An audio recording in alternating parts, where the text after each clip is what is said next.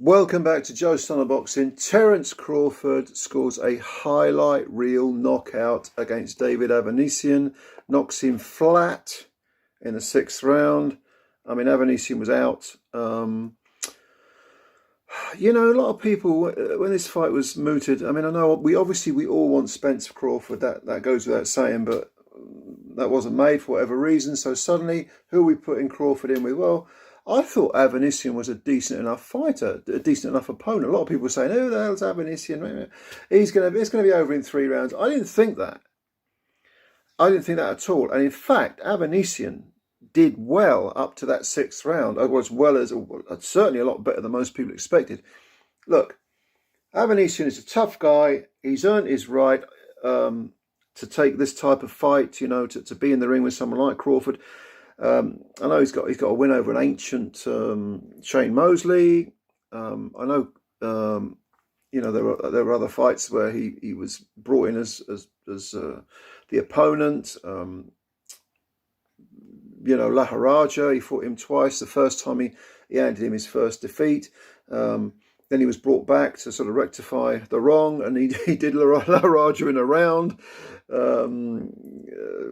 Josh Kelly was another one and he smashed Josh Kelly to bits in 6 rounds. He's always been on the road, and he's a tough guy. He's a good fighter, a very, very good, certainly a decent, worthy European champion. But also, yeah, he's entitled to be a world title challenger. Now, of course, he's going in with Terence Crawford, who is, certainly top 3 pound for pound. Who have you got? Usyk, Inoue, yeah. You can put him in the mix, top 3. You might even say he's the best. I don't know. It depends on opinion, doesn't it? And it's an argument that will never be won by anyone, because once you get to the top 3, 4, 5 fighters in the world, the margin of difference is very, very slight. But he was I always thought he would give, for a few rounds, he would give Crawford something to think about. And he did. He went out there, very, very high guard, very high guard. Crawford's a southpaw, fought the entire fight as a southpaw. And, he's a southpaw. It's not like he switched here or anything. 35 years old now, Crawford. We forget that perhaps sometimes. And Avanesyan himself is 34. So you're talking about 2 guys in the mid-30s. And I don't think either of them was, even approaching over the hill. Don't get me wrong. But it was a meeting of a guy who was given this, gilt-edged opportunity to carve out his own Rocky story.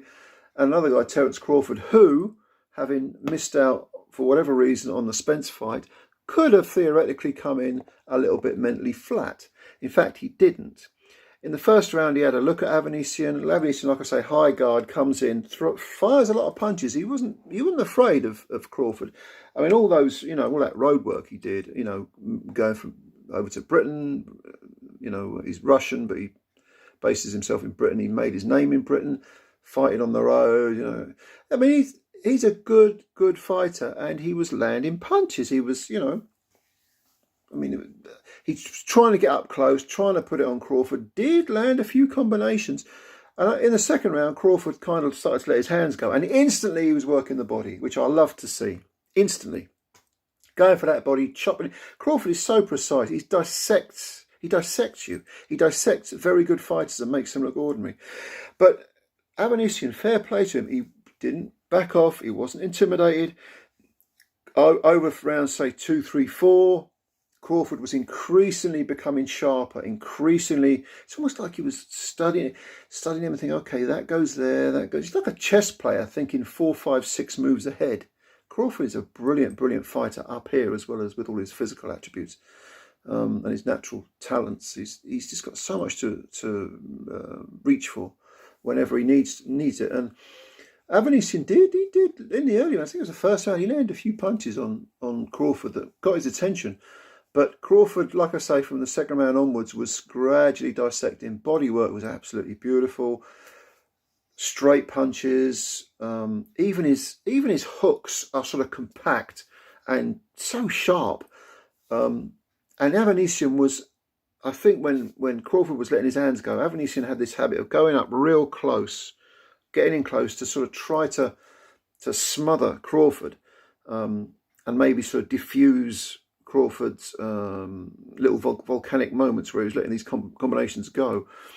Now, Crawford sussed this out, And this is what led to Avanesyan's downfall, because Crawford, again, banging the body with both hands, switching up top. In the 6th round, there was a little cameo where they were exchanging. Avanesyan fell in and Crawford shoved him off and just created that little bit of space necessary, and then landed that left hook, quick overhand right, which, I mean, no way did Avanesyan see it coming. The left hook, all right, he felt that, but no way. He didn't even feel the right hand because it knocked him flat and he was out. Absolutely spark out. One punch knockout.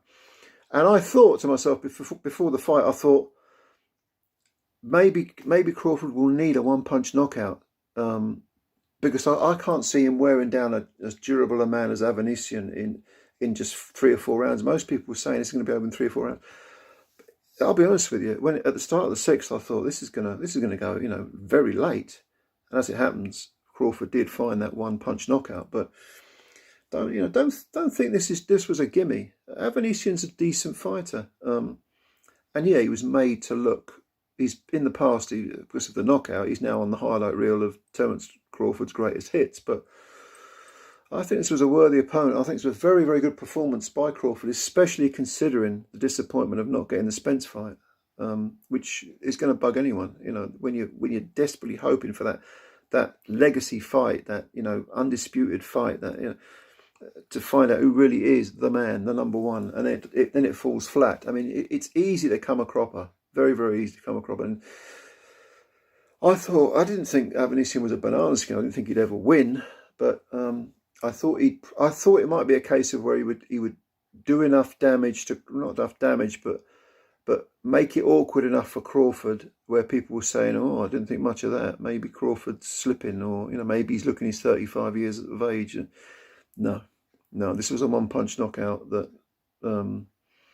impressed, and everyone went wild, you know. And I don't know how many kids Crawford's got. Jesus Christ, his family's massive.